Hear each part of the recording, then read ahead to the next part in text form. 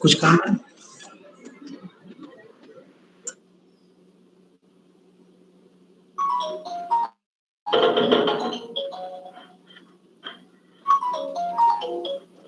Online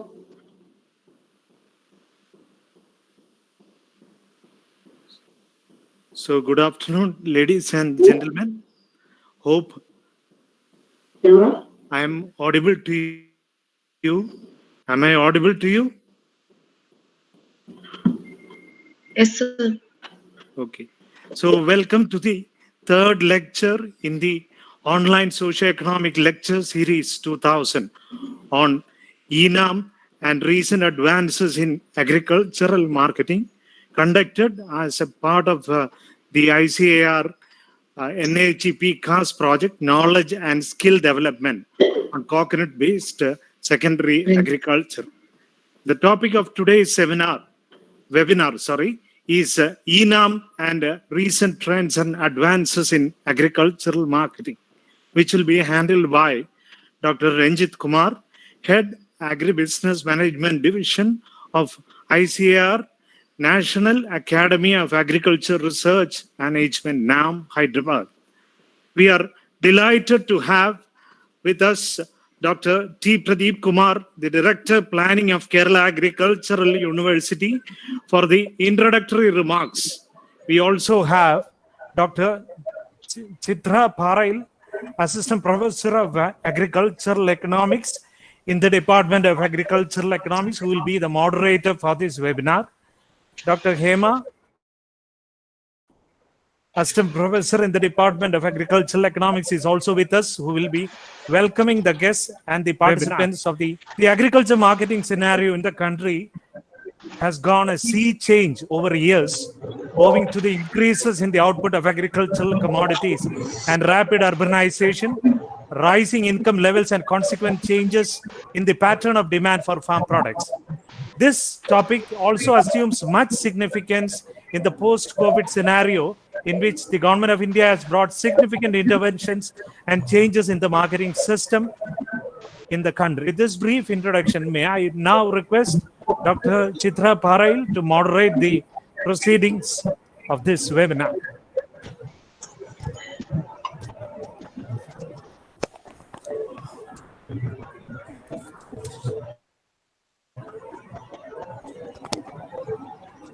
Thank you, Anil. Good afternoon, all. We have around 88 participants now.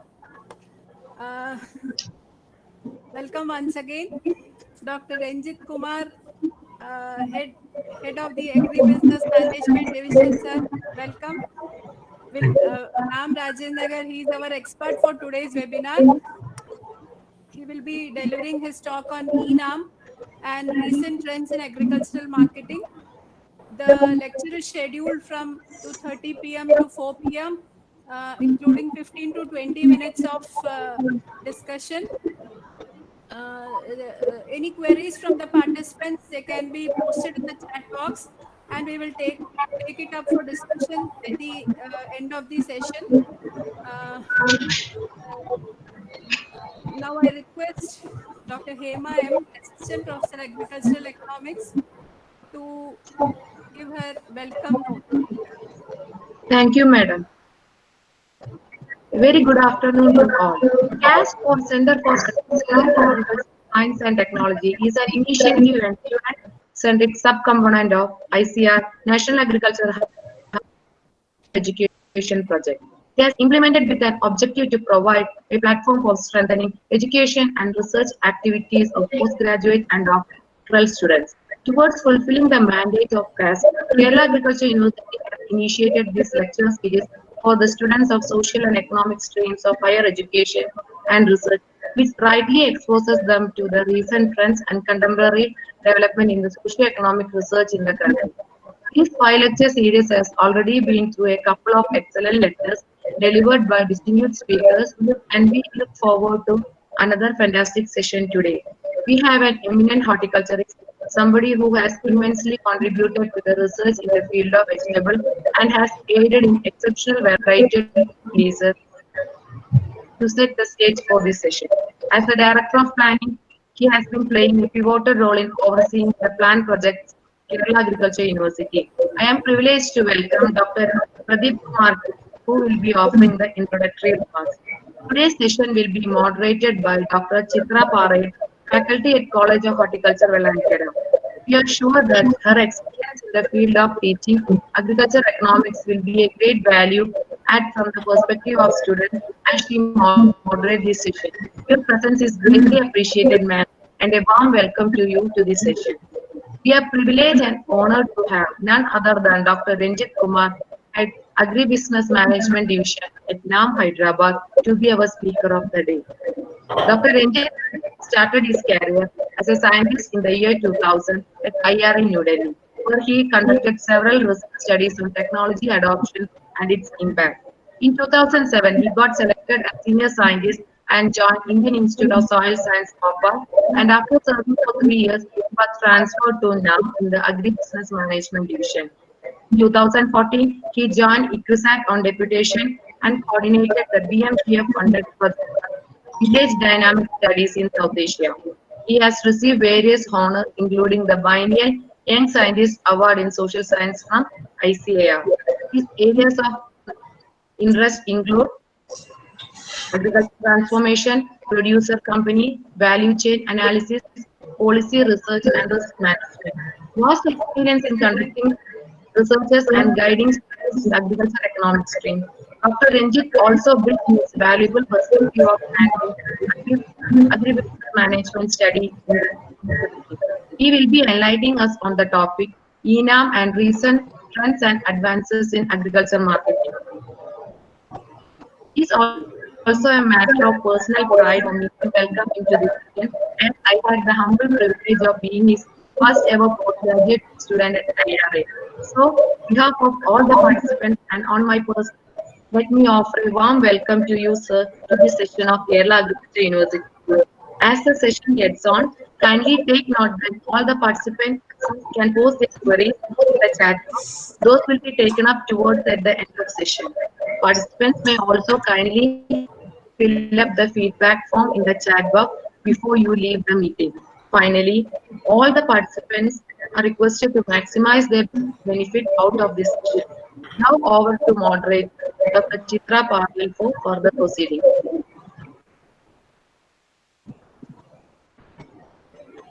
Now I request Dr. Pradeep Kumar, Director Planning, sir, to please give his introductory comments. Thank you, Chitra.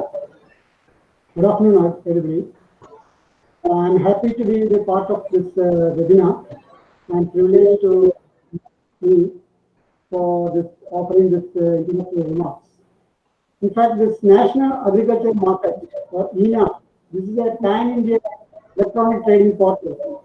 It networks the existing APMC to create a unified national market for agricultural commodities. That's what the government said by launching this program way back in 2016. And we have our, I think, almost close 7,000 APMC markets or mandis in the country. And so far, I think almost 600 mandis or 585 rather are connected in this ENAM. And in this COVID lockdown period, we all know that the farmers are suffering as well as the consumers are suffering. And we need a network like Amazon or Flipkart for trading the agricultural commodities. And consumers are looking for better quality products without the intermediary agents. And how far this ENAM helped us, help the farmers and consumers, we need a critical analysis at this juncture, I think, for 4 years since its inception. And now, for the farmers, though this is said, we are envisaging as an online system where somebody has to assess their products before uploading the details in their sites so that it can be graded by the consumers, and such detailed procedural flows are there in the system. And how far this can be simplified is another important aspect. And I hope this webinar will critically analyze all these aspects so that it will be helpful for the students to understand the intricacies of this ENAM. Also, it will be helpful for the policy makers so that a better refined system can be put in place. Thank you very much, Chitra, for giving me this opportunity. And I think now we will all hear the analysis of Dr. Ranjit. Thank you. Thank you, sir. Thank you very much for those introductory words, good introductory words. Now I may please invite Dr. Ranjit Kumar, Head Agribusiness Management Division, NAARM, Rajendra Nagar, Hyderabad, to deliver his talk on ENAM and recent advances in agricultural marketing. Yeah, thank you, Dr.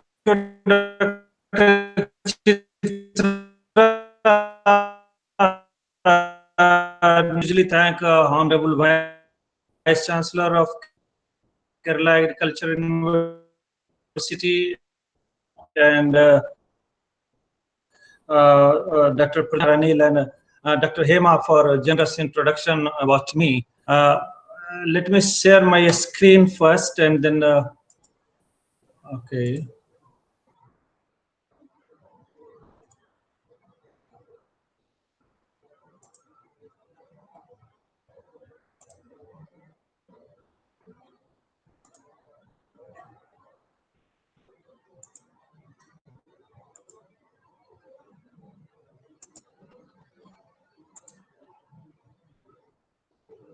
Then my screen is visible. Am I audible to everyone? Sir, you're audible, but your screen is not visible, sir. The screen is not coming.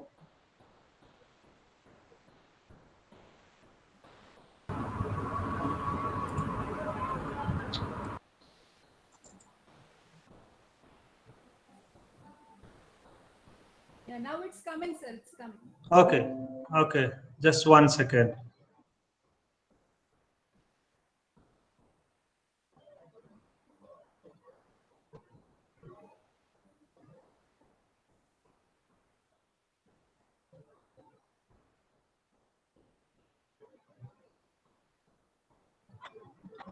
Can you see my screen?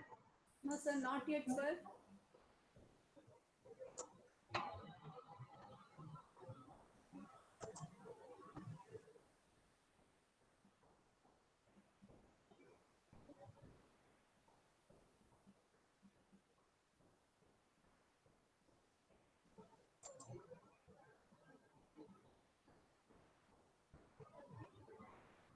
Here it is showing that we are showing the screen, but why it is not shown? For some of the participants, it's visible, it seems. How? How come?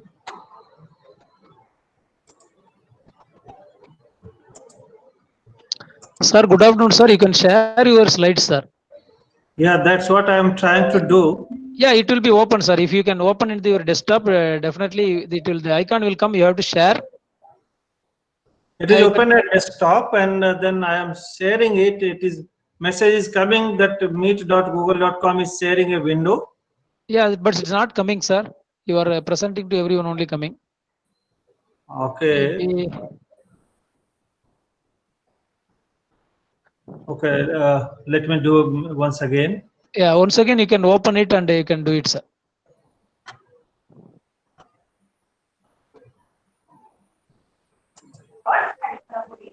So here 3 options are coming. Can you help me? One is your entire screen, a window, or Chrome web. Which will be correct?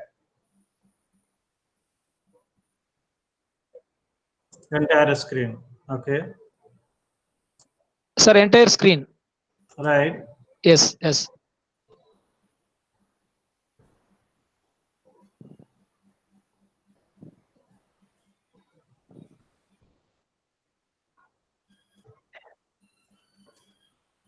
Presentation. Yeah. It's coming, sir. It's coming. Yeah, It's you coming? make it to full screen, sir. That's all. Okay, sir. It's yeah. Okay. Yes. Thank you, Right. sir. Yeah. Oh, great. So once again, thank you very much, and I welcome you all in this webinar.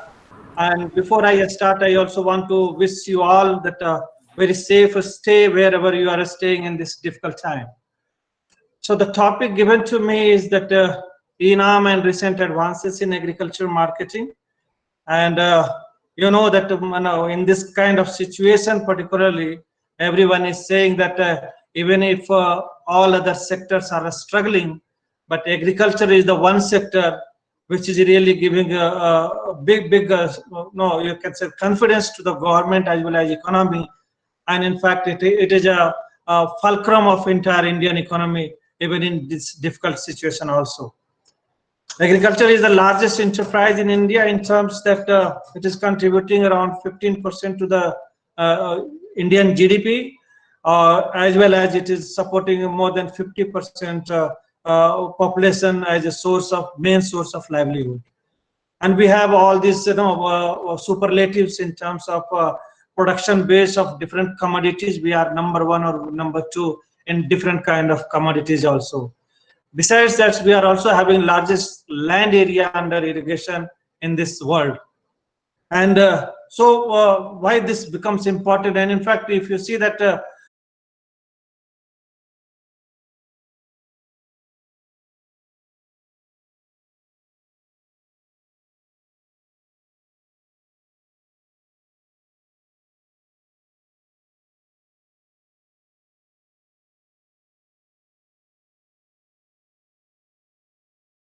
agriculture produce markets, when we are talking about 7,000 APMC market committee is there, but still if you see their catchment area, it is coming around more than 1,100 square kilometer per APMC mandi. It is a minimum, and it goes beyond 1,000 square kilometer if you go to northeast regions. Second challenge comes that licensing barriers. So according to APMRA or APMC Act, no other person can purchase the agriculture commodities from the farmers who is not having license. So all kind of marketing activities should be done by the registered licensee only, who have their own shop in the market yards also. Third was that lack of market infrastructure in those agriculture markets. Because several market, these kind of APMC markets are also lack even basic minimum facilities like cold storage, warehouse, and all these things. There are incidents of very high market charges in this market, APMC market, which ranges from 5% to as high as 15%. And all these charges comes on the farmer's shoulder only. High wastage in supply chain, again it ranges from 5 to 20%, because that distance from farmers to market is coming around 118 or 100 kilometer, then definitely wastage of perishable commodities becomes very high. Lack of market integration. So in current traditional system, farmers cannot know that in which market, what kind of prices are existing for particular commodity. So those market integrations are not available, and the informations are not very much free flowing to the farmers or different stakeholders also. There is a less farmers price realization.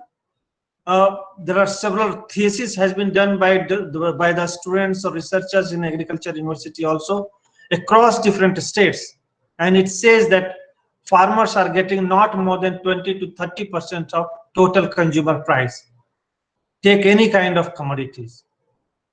And next is large number of marketing channels with long supply chain. Again, this is linked to the availability of market, and then obviously that high marketing cost or transaction cost, because we are having more than 85% farmers who are small and marginal farmers. So bringing that kind of a small marketed surplus to these markets becomes difficult task to these smallholder farmers.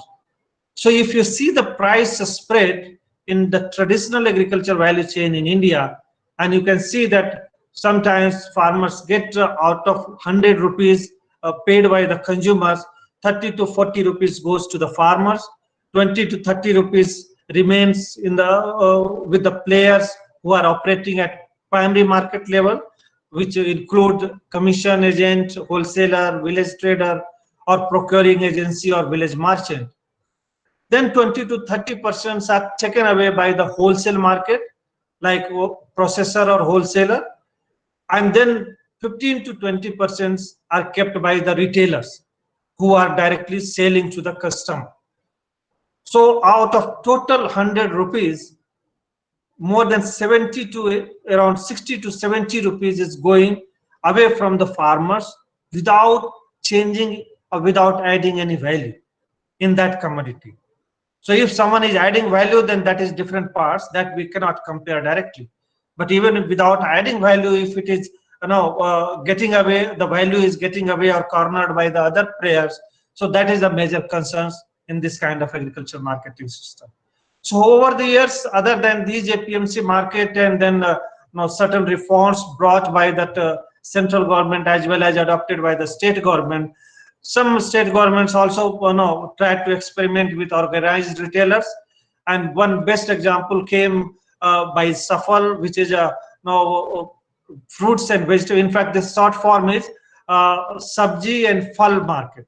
That is called Safal, Sabji and Phal.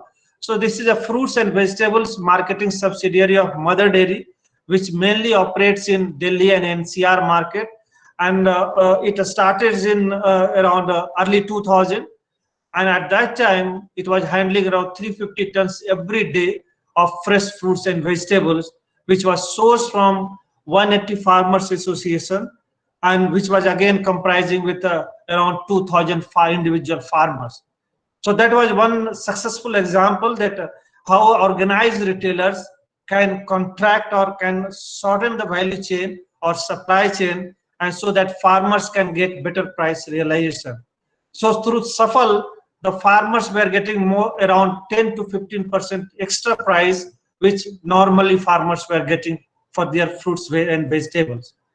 So after this kind of success, there are several modern retail market schemes, and in fact, it is a function of now, as Dr. Pradeep was also highlighting, that as disposable income is increasing, urbanization is increasing, and some kind of policy support was given, the modern retail marketing and supermarkets came up in several cities in the country. And currently, we are having more than 3,500 modern retail stores, as well as 450 plus convenience stores who are selling fresh fruits and vegetables, besides those staple grains like cereals and pulses and edible oils kind of thing. So what all these modern retails have done, they have tried to disintermediate the transaction of these agricultural commodities, and so that number of intermediaries, number of traders, wholesalers, commission agents can be reduced, and so that you can shorten the supply chain, and so that you can increase the share of farmers in the consumer's rupee. And so these modern retails also try to create centralized distribution system. And for that, they created their own backend infrastructure where they are collecting the commodities, and from there, again, they are distributing to their own retail stores. So by doing and making this kind of interventions, they have increased the price realization by the farmers. Then next intervention come in terms of farmers producer organization, and in fact the importance of these farmers producer organization is going to increase tremendously in coming years in the way the changes has been brought in terms of 3 ordinances which government has announced last month. So when we are having more than 85% farmers as a smallholders, the collection of the commodities from these kind of farmers becomes very difficult for any retailers. And in fact, we have seen in our research studies that even with best intention, all those modern retailers started selling the fruits and vegetables to the consumers, but after 1 or 2 years, again they ended up to going to APMC market, from where they are started purchasing the fresh fruits and vegetables, because the collection from smallholder farmers are becoming too costly affair for them.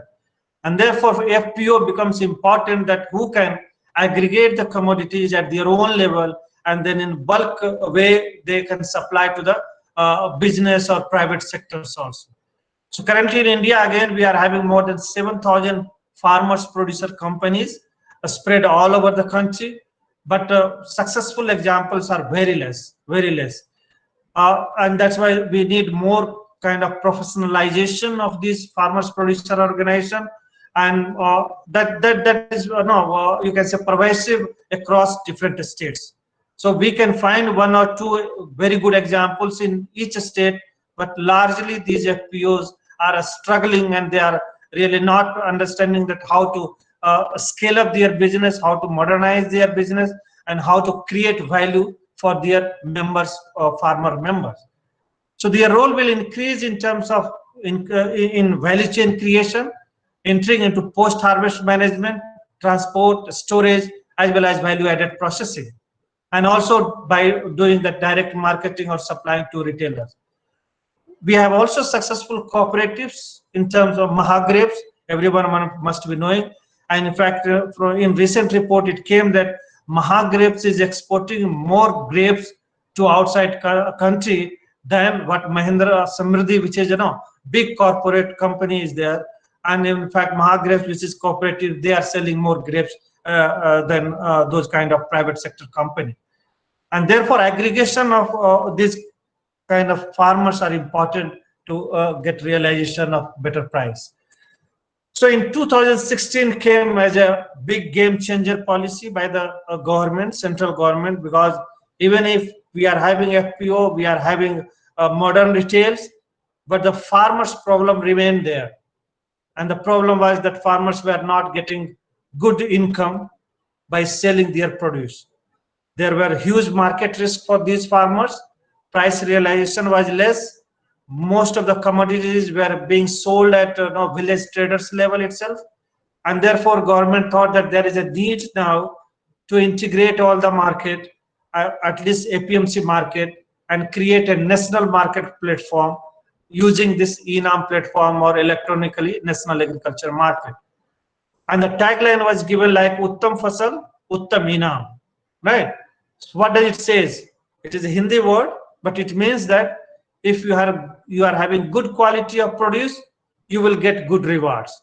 So entire concept is based on quality assessment and accordingly the price realization by the farmers through pan-India kind of market availability.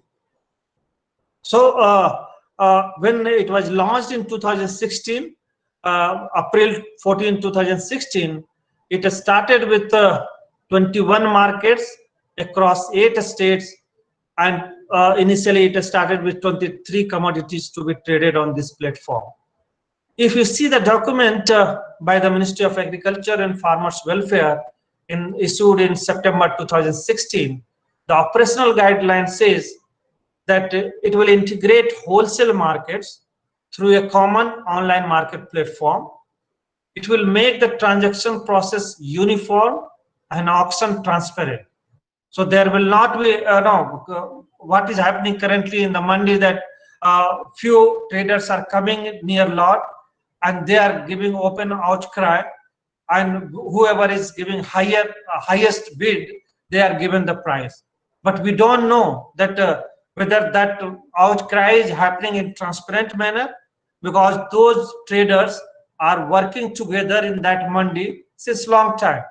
So there may be chances that some kind of cartelization may be happening in the back door, and then they are coming and just playing that kind of outcry, and then auction is happening. So to remove that kind of ambiguity from the transaction process, this online platform may create some kind of transparent auction platform for the farmers as well as traders. It will also offer better market opportunities for the farmers through online access to the buyers across the country, and it will remove the information asymmetry. There will be real-time price discovery and transparency in entire process. So if you see the journey from 2016 to 2020, now in May 2020, up to 2018, there were 585 mandi integrated on the NAARM platform, and more than 75 commodities were being traded on NAARM platform. You can say that one good thing this COVID has brought is that within 15 days, like from 1st May to 15th May 2020, around 415 mandis were added in this entire NAARM platform. And currently we are having 1,000 mandi integrated through NAARM platform, and which is operating in more than 18 states, like 18 states plus 3 union territories. And in Kerala, you are having 6 mandis, like in Ernakulam, 2 mandis, and then other mandis are Kozhikode and Nedumangad, and other 4 places are there.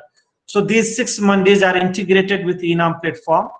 And currently at national level, you can see that more than around 150 commodities are being traded on NAARM platform, that include all kind of commodities: food grain, oilseeds, pulse, fruits, vegetables, spices, including coconut and bamboo. So you name any agricultural commodities, all these commodities are being reported to be traded on NAARM platform.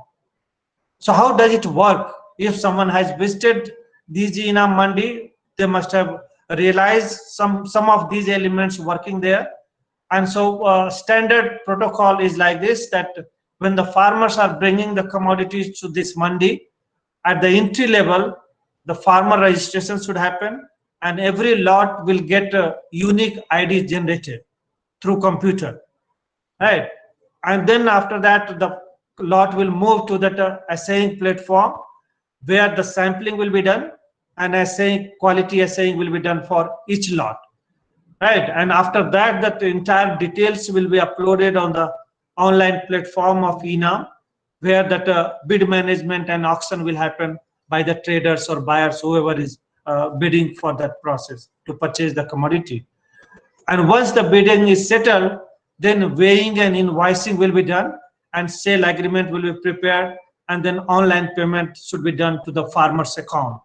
And finally, there will be get exit permit, and goods will exit that APMC market. So theoretically, it looks very fantastic, and it looks very much doable. But the challenge are that to happen to that kind of trading, the essential requirement of NAARM should be, or it is, that every lot should have unique ID. But if you go to the mandi, you will find that single tractor lorry will be bringing the commodities from different farmers also. So maybe 4 or 5 farmers are bringing their commodities together, and then they are bringing in the mandi.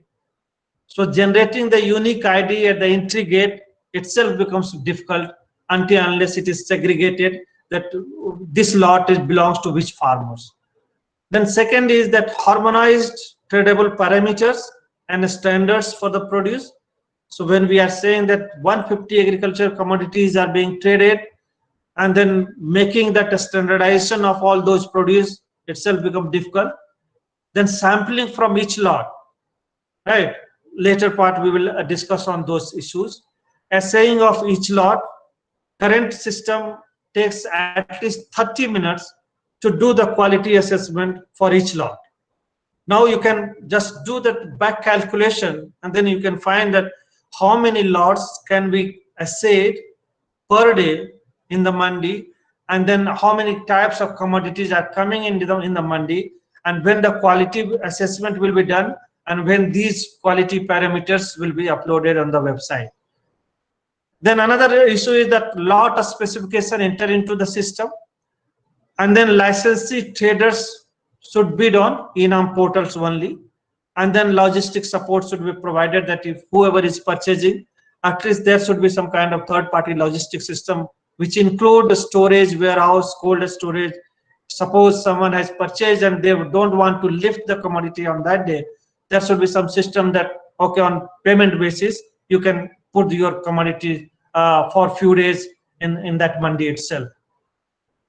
So there are big constraints on each of these elements, and that makes implementation of NAARM quite difficult, even in most progressive state and best operating APMC market also. And if you are trading outside mandi, like if I am sitting in Hyderabad and I want to purchase something from your Kerala market, then what are the requirements? I should be confident that whatever specifications are given on the website, I should be confident about that one. And if some kind of mismatch is there, then there should be some kind of dispute resolution mechanism, right? So if I am not agreeing that whatever quality parameters was reflected on the website, and if when it is delivered to me, and if it is not matching to that one, then what I should do? Because it is not a small quantity. The quantity will come in terms of 10 tons, 30 tons in truckload comes at least. And so what will happen? Returning is very difficult. So there should be some kind of dispute resolution mechanism. So for quality parameters, the NAARM has given at least 6 quality parameters should be tested for each commodity. And on those parameters, all the commodities should be divided into 3 grades, of grade 1, grade 2, and grade 3 kind of thing. And if you take the example of food grains, then these 6 quality parameters are like moisture, foreign matter, admixture, immature and shriveled grains, damaged grains, and weevil grains. Now you can imagine that if you are taking sample from one lot, you are measuring all these 6 quality parameters, how much time it will take in the current methods which is available in the mandi. And similar kind of quality testing has to be done for all lots and for all commodities. So it multiplies and gives a huge number, right? So for our own research purpose, we try to analyze some of these parameters, then what is happening, right? So we collected the data on daily transaction data from NAARM portal in 2016-71 full year for for Telangana state, and few mandis we have taken. And you can see that for full year, there are times when number of lots coming to the mandi is as huge as 4,000, like in Nizamabad, which is quite big mandi, or even in Tirumalgiri or Suryapet, at least 500 to 600 lots were coming, and that has been reported on NAARM portal. So there are several transactions must have been happened outside NAARM also, right? So if every day around 500, on an average, if you take 500 to 600 lots are coming in the mandi, in normal mandi, then multiply by 30 minutes to do the quality assessment, and then just you can imagine that how much time it will take to reach to the conclusion that what kind of crates these lots are, these lots belong. And then it will become difficult to put the data on the same day. Another complexity comes like in the Suryapet itself. When we analyze the data, in paddy itself, there were 36 types of paddy registered on that one. So it was not only one commodity and then 6 quality parameters, but the agriculture commodities are also having different varieties, and all the varieties cannot be clubbed together. So when you are adding that kind of complexity, then again quality assessment becomes very difficult, and particularly during peak season. Another thing, we try to see the data, and then we analyze that how much quantity or how much volume is being traded in all these NAARM mandi. So what we found is that in 2017, out of 44 NAARM mandis in Telangana, around 202 types of different commodities are being traded, right? But out of all these 44 NAARM mandi, only top 12 NAARM mandis were transacting or handling almost 60% of total quantity transacted in the state. And out of those commodities, paddy and turmeric constituted more than 50% of total transactions, right? So it gives some kind of, in fact, this kind of analysis we done for all the major states, and the trend was almost similar, that not more than 10 mandis were getting more than 60% of the total volume of transaction, and not in each mandi, not more than 3 to 4 commodities are constituting more than 50% of total transaction, right? So what we concluded from our analysis, from our research, is that if the NAARM starts doing this kind of exercise or NAARM transaction only for those 4 or 5 commodity initially, and strengthen the quality assessment procedure, then I think it will be easier to roll out for all commodities in coming years and in all the mandi also. We also found a lot of price volatility in all these mandi. You can see that monthly volatility for paddy in Suryapet mandi is given in this graph, bottom right side, and there were huge volatility was there, and that simply indicate that we don't have market integration of different markets. Otherwise, this kind of volatility would have been not be there. We could have got some kind of a smoothing, that if price is higher in neighboring market, the farmers would have taken their commodities to those neighboring markets also. Another aspect we analyze is that what is difference between the price realized by the farmers in NAARM mandi and outside mandi. Again, the difference was not really significant, and it also shows that whatever price farmers are getting in the NAARM mandi, that price somehow is getting communicated to the farmers in this current era where more than 500 million mobile users are there in the country. So now that information flow has become very easy, and that's why farmers got some kind of bargaining power even outside mandi also. There are some issue in a mandi. You can say that a smallholder farmers got better price in mandi. They could not get better price in mandi. It means outside mandi, they have less bargaining power when they are selling their produce to the traders or village traders.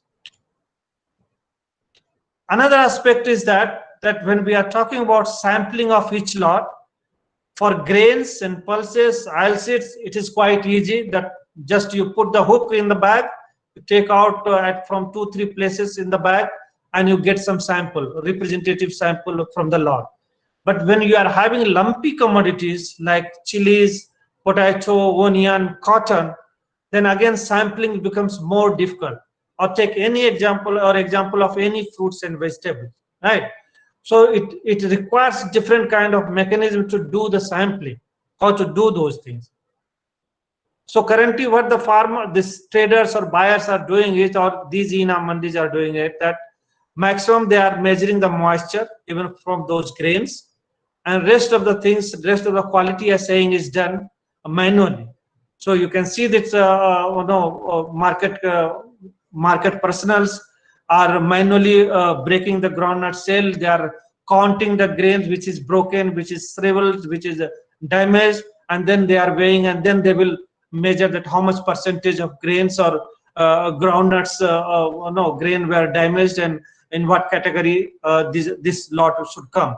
And it takes a lot of time, around minimum 30 minutes time is taken. So to avoid this kind of hassles, the traders or buyers, or what they are doing is that they are visiting physically to the lot, and then they are coming back on the NAARM portal, and then they are putting their bid in the portal itself. It means that unless the buyers or traders are available in the mandi, they cannot make purchase, right? So concept of national market, creation of national markets gets defeated unless you make this process quite easy and reliable kind of thing. Another thing is that when you are having it mandatory that traders should be physically present, it means there are only number of traders in each mandi, and there are chances of cartelization of those traders, and they can take on rotation basis that, okay, I will bid for this lot and I will bid for another lot, or kind of thing. So the efficient price discovery also becomes very much questionable in this kind of process. Another issue, if you visit to live trading portal of NAARM, and then you will find that different states, different mandis are having different kind of different timing for operation of their opening and closing time for live trading of the commodities. Even within mandi also, one commodities are traded at particular time, while another commodity in the same mandi will have different time of trading. And in fact, you can see that date on 31st May. I was trying to see in the night after my dinner that whether still this mandi is live or what. So you can see that at 9:30 night, this market in Uttar Pradesh at Urai, it was showing some kind of live trading was happening. So all these things, when we are talking about virtual trading, virtual transaction of these commodity through NAARM platform, the harmonization of process has to be done, and all these information should be put in the public domain. Then only we can see that this system works efficiently and it is effective, and the farmers are getting a good price for their commodities. So if you see that challenges for NAARM is that we are having less number of NAARM mandis. So if we are saying that more than 7,000 APMC regulated market could not give better price to the farmers, then how we can expect that 1,000 NAARM mandi will give better price discovery? So if we are having less number of NAARM mandi, then huge arrival during harvest time or during peak season will make it very difficult to put the transaction on NAARM portal. Lack of technology for faster and accurate assaying means all these traders and private sectors are also looking to State Agriculture University or even ICR Institute to find out some kind of technology which can give faster and accurate assaying for the quality of different kind of agricultural commodities, which is currently not available. non-synchronized timing of trading in these mandis are one of the big hurdles for effective ENAM. No quality assurance and guarantee, and the lack of adequate storage facilities pre or post sale. So suppose the farmers are also not interested to sell on that day because of low price or some other factors, they don't have facility where they can put their commodity, and so that after few days they can sell the commodity. So either they have to sell the commodity whatever price is being offered on that day, or they have to take it back to their home, maybe 50 kilometer, 100 kilometer, which will add further cost to the farmers. And that creates a big challenge for implementation of ENAM. But one good thing, one good trend, what we have realized is that this last 3-4 years, participation of smallholders in the ENAM mandi has increased significantly. And through this, we can formalize that marketing of agricultural commodities in India, and at least some kind of better price assurance can be given to the farmers if they are coming to the mandi. So this is one part of ENAM. And what other innovations happening in agricultural marketing? And one big innovations, we can say that this bringing that negotiable warehouse receipt system is one big innovation which has happened, and that is again related and connected to ENAM also. So with this kind of system, farmers need not to sell their produce during harvest time itself, right? So there is no need to do the distress sale. If the farmers can bring the commodity, put in their commodity in the warehouse, which is accredited by Warehouse Development Regulatory Authority, WDRA, then the farmers can get a warehouse receipt, which is called negotiable warehouse receipt. And all these warehouse is linked with banks. So the farmers can get some kind of pledge loans against the total quantity kept in the warehouse. And whenever price will increase in future, farmers can sell their commodities in future time also. So immediate need of cash can be met through this kind of pledge loans using this negotiable warehousing receipt. And there are several companies coming in this area, like you can see that a Star Agri, which has having linked with the State Bank of India, and so the farmers are putting their commodities in this kind of warehouse. The farmers will get the loan with interest subvention also, right? So the easy loan and a cheaper loan can be accessed by the farmers if they are bringing their commodities in this kind of WDRA registered warehouses also. Besides that, big innovations is happening on recent innovations are happening in terms of agri startups, and that is a big change is coming in agriculture sector. And in fact, in future you will find that maximum technological change is happening in agricultural marketing itself, and through these agri startups. So currently in India we are having more than 3,000 agri startups, again spread across the states. And you can see that in Kerala also there are 80 agri startups. Maximum number of agri startups are in Karnataka. Then we are having in Maharashtra as well as Andhra and Telangana also. These agri startups are basically around 50% are agri-tech startups, and then rest of the distribution is given in this pie chart. What these agri startups are doing is they are trying to integrate the farming, entire farming, from farm to fork kind of thing, so integrated supply chain, as well as they are also trying to automate the farming system itself, right? So more kind of data driven farming will be happening in future.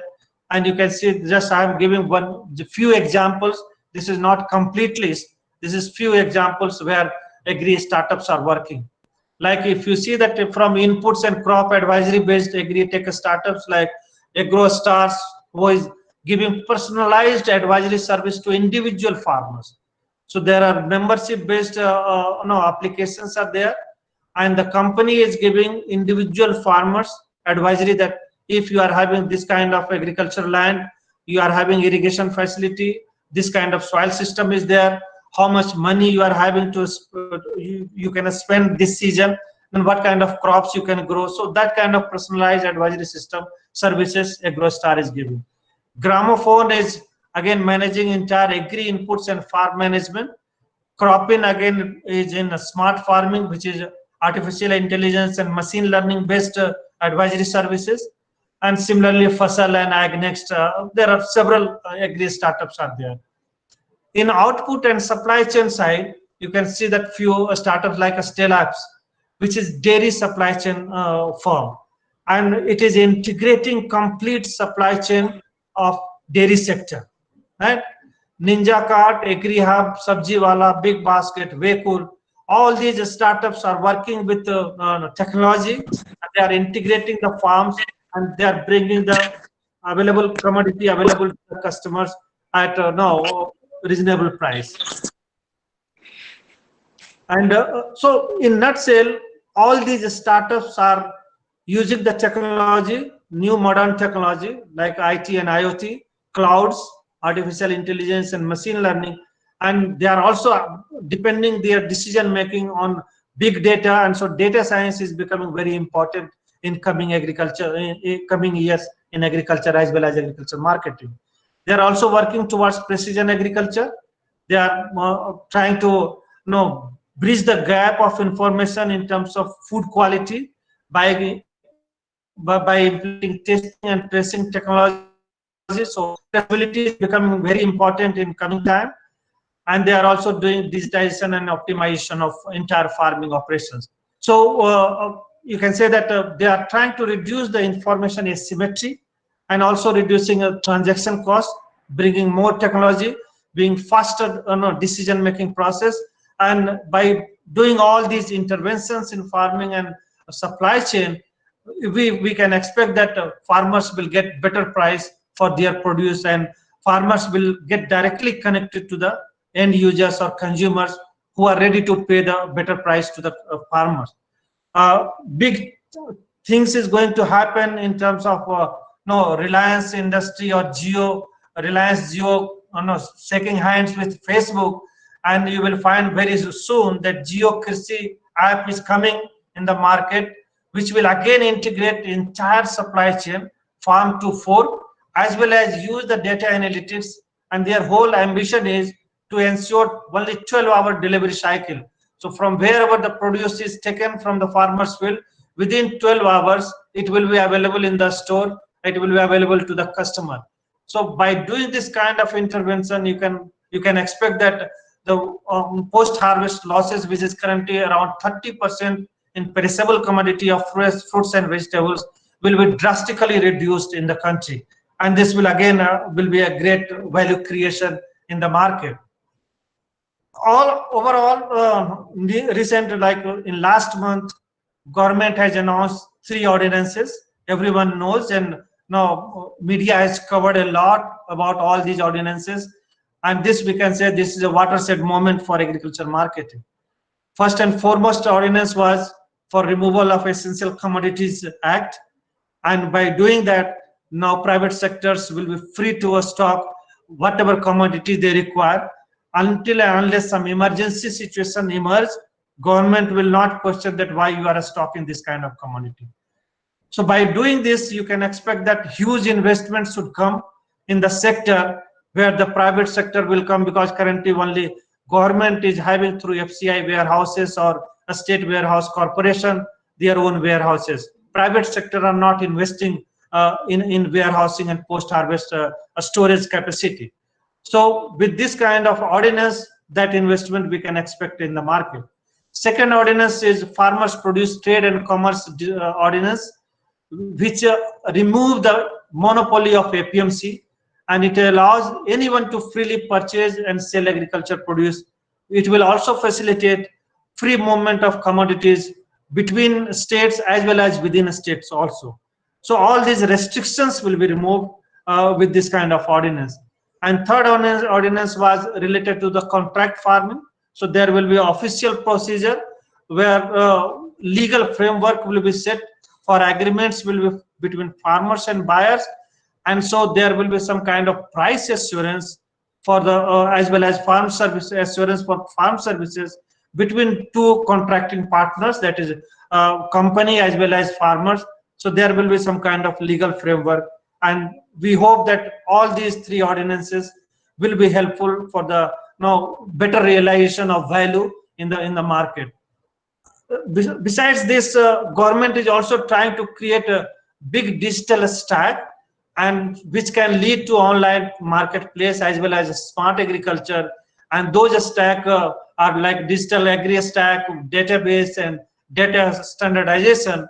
And so that in future you can find that most of these data decision making is happening in real time basis, and that decision making is data driven only. And so that now some kind of ambiguity which is currently existing in current marketing system can be reduced. So in nutshell, I will conclude that whatever current marketing system or emerging marketing system is we are foreseeing is that whatever pain points which we are seeing, that poor price discovery or high transaction cost or information asymmetry will be reduced in coming years with this kind of interventions. NAARM still requires a lot of evolving procedures to become effective, and technology and database startups would be instrumental in transforming the agriculture marketing in India. And role of farmers producer organization. No, even if startups are coming, all these tech firms are coming, they are not really interested to contact individual farmers. In fact, in Kerala also, when we are analyzing that farmers landholding, more than 90% farmers are marginal landholders, right? It becomes very difficult to the retailers, modern retailers, as well as the startups to contact each and every farmer.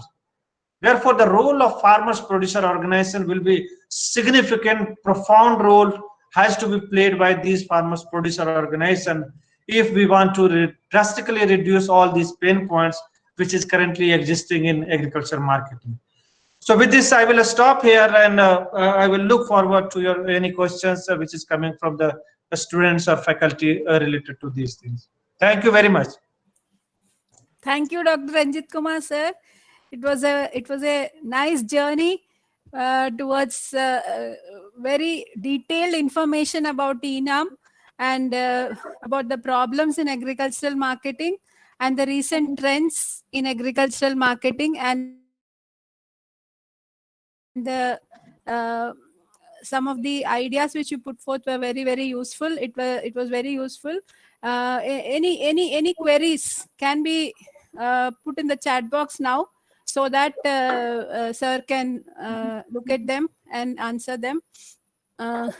Some of your points are generating unique ID in NAARM is difficult, and then quality assessment, all those things, the number of varieties of different crops, it is difficult to handle volume of transactions, all these problems in agricultural market. In spite of all these things, still the farmers are have actually faced the situation quite well, the challenges well, and then I think the farmers are really doing very well.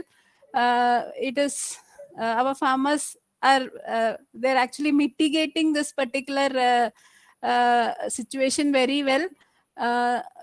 Can I invite our participants for the queries now, so that sir can answer them? I can't see any queries in the chat box. Madam, good afternoon, madam. Yes. Yeah, this is from Dr. Tamil Chelvan from TNA, madam. Yes, sir. Can you hear him, sir? Yes, very well. Yes, please go ahead. Yes, ma'am. Yeah, is there how many fruits the e-marketing has been standardized, madam, so far in Tamil Nadu?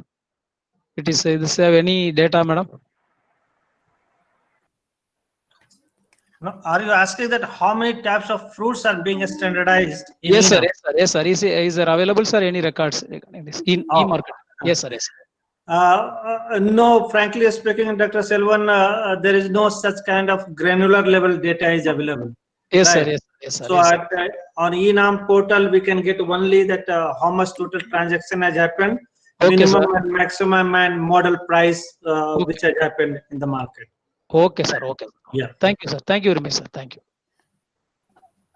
Sir, Sir, one question is, what is the possibility of e-marketing or e-purchasing of inputs in agriculture, especially fertilizers and pesticides?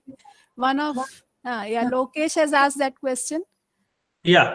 So in fact, as I listed some of the startups, that's what they are doing. Like one startup is there in NAHEP. That NAHEP, if you search it, then you will find that NAHEP is working in Bihar, Uttar Pradesh, and probably Madhya Pradesh also. So they are trying to link the farmers with the agri input suppliers also. So when the farmers are putting their requirement on their website, the startups is giving that kind of requirement to the company, and in turn the company is directly supplying to the farmers. So middle level, this wholesaler and whoever fertilizer sellers are there in the market, they are bypassed, and directly it is coming to the farmer's door itself. So that kind of already businesses are already happening, and in fact wherever it is not happening, that is a big business opportunities also. When you are dealing with fertilizers and chemical pesticide, you need to require some kind of licenses. It all depends on the state government. State to state it varies, but whenever you are handling chemical fertilizer or chemical pesticide, then you need to have some kind of license. But it is being done in other parts of the country. If you are interested, you can start in your area also. Yes. Sir, another question is on whether livestock and related commodities are marketed on NAARM. It is from Mr. Vijay Kumar. No, currently livestock products has not been included. As I said that 150 commodities, all are agricultural commodities. Livestock products are highly perishable, and so that commodities are not included on NAARM currently. Sir, another question is about is there any stipulation on minimum and maximum quantity of commodities to be traded through NAARM? Dr. Ashwati Vijayan. Yeah, a good question. That for that purpose only NAARM has been created. There should not be any kind of restriction of commodities. But obviously lower side, there are some restriction. You can say that it is not written restriction, but there is a practical restriction kind of thing. So when you are assaying that lots, you cannot bring 10 kg of the commodity and you want to sell on NAARM platform. No one will be buyer because the transaction cost increases. So at lower side, there may be practical problem, lot size, although it is not mentioned, but for practical purposes, you may not find lower than 1 quintal if normal commodity is there. But if you are talking about spices, then definitely it may be in kgs also. But higher bonds, it is completely open. Any kind of quantity you can purchase yourself. Sir, another question is whether through NAARM, one nation, one price will happen or not. Do you want to have that kind of thing for agriculture commodities? I wish it should not happen, right? Then only you can get that value creation happening according to the quality, according to the, if you are having same quality, exactly same variety, then okay, you can have one price, but practically it is not feasible for agricultural commodities. Another question is, do commission agents exist in NAARM? What's their role in NAARM, sir? Unfortunately, currently it is existing. And again, it depends on a state to a state. Some states are prohibiting registration of commission agents, but several states are having commission agents still in the place. No, that's why I was trying to highlight on those kind of challenges with NAARM. They are not really going on virtual trading. They are still depending a lot on traders and commission agents because they don't want to own that commodities of the farmers. So someone should own the commodity. Who will give the guarantee to the buyer? And that's why the role of commission agent and traders are still existing in NAARM situation also. Sir, another question which we have is, how robust is the dispute settlement mechanism in the event of dispute during the required about the required specifications, quality, etc. So in current situation, as I said, that unless traders are physically verifying the commodities, the trade is not happening. So once you are yourself is verifying the commodity, then there is no question of any dispute. And so you can say that the dispute settlement system is very fine, right? It is robust, but there is no dispute at all because there is no transaction happening from outside. So most of the transaction is happening or purchase is happening by the traders who are physically present in the mandi, and that's why we don't find much disputes currently related to the quality aspects or other things. I hope I answered to your question. Sir, another question. Thank you, sir. Another question is from Albin Sunny, whether farm fishes can be marketed through ENAM for fish farmers. Yeah, so as I said that currently livestock products are not included in ENAM platform, but as I said, that quality specification, and when we are handling highly perishable commodities, then the transaction has to be very fast. And so quality assessment and then third party logistics and all these things has to be established there. Currently it is not there, but in future, why not? It can also be added on that one. Sir, another question is delivery charges are borne by whom? By the seller, buyer, etc. That is one question. Yeah, so theoretically it should not be borne by the farmers, but practically on the ground it is being charged to the farmers itself. So whatever price, it is not said openly, but the price quoting itself has implicitly included all those kind of charges, right? So you will not find mention that all these charges has to be paid by the traders or buyers, but price quoting is happening like that. So it is always underestimated the price that at whatever price traders are purchasing, and that's why it is taken care of. Sir, one question is how best ENAM Mandi, ENAM can support other price supporting schemes?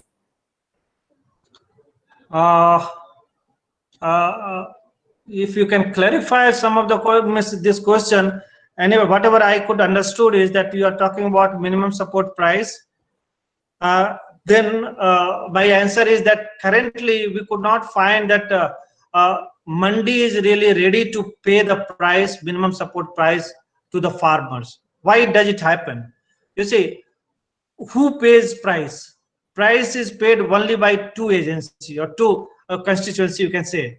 One, either customer has to pay the price finally, or government will pay the price. No other person in between are paying the price. They are just playing and they are taking the charges, their commission.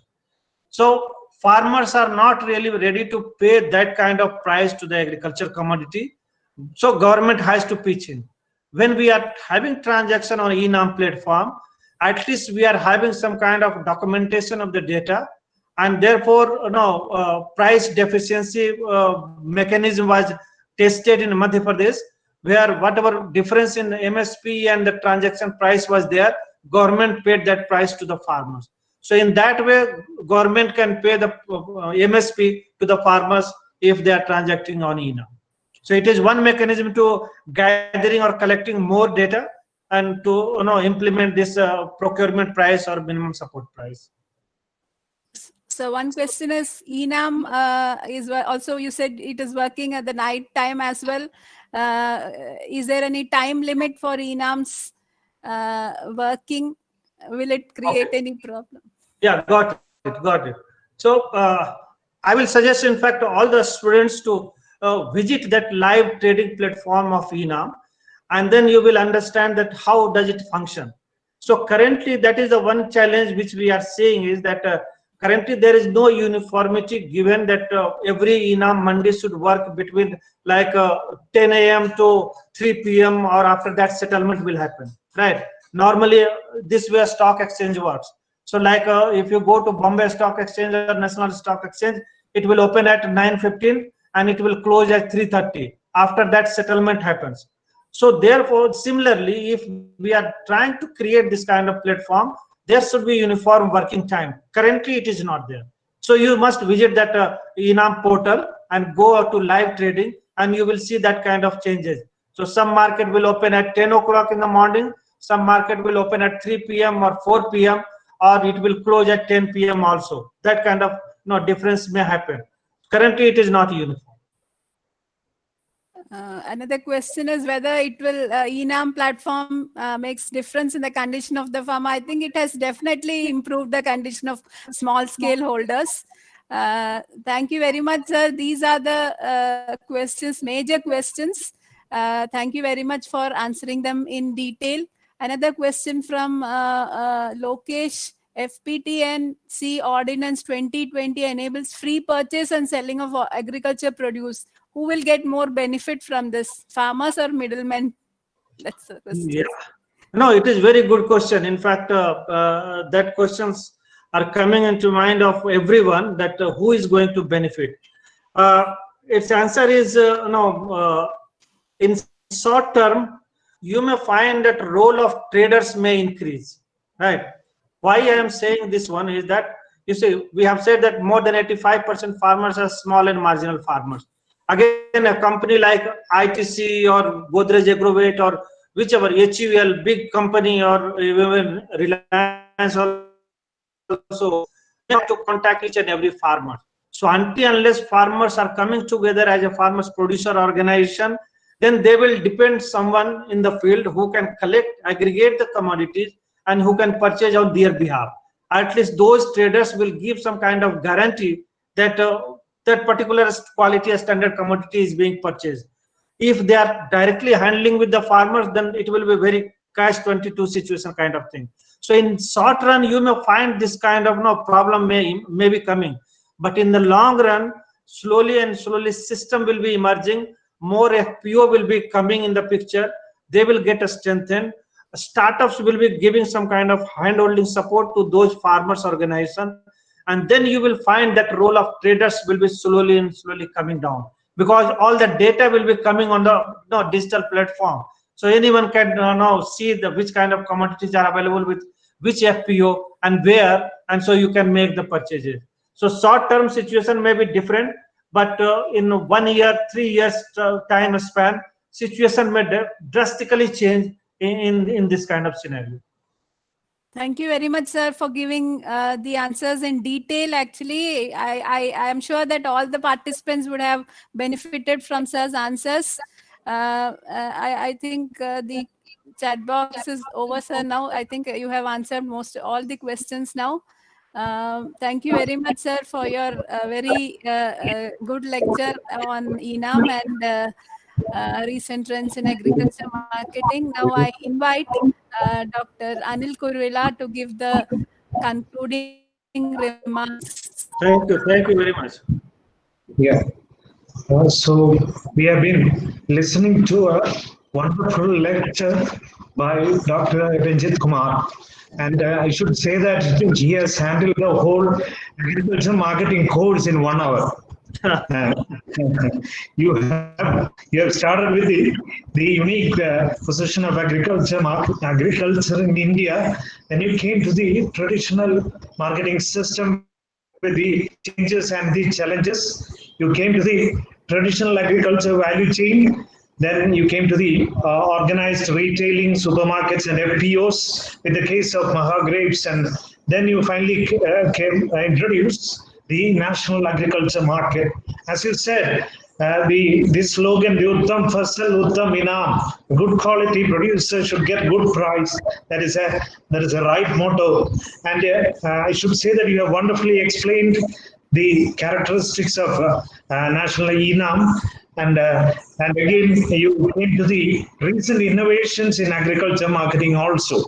And the new ordinance and the watershed moment that has happened, especially in the post-COVID scenario. And I should thank that we have been greatly enriched by your valuable input and valuable session on the NAARM. And as you have rightly said, the participation of small holders in the NAARM mandis has increased significantly.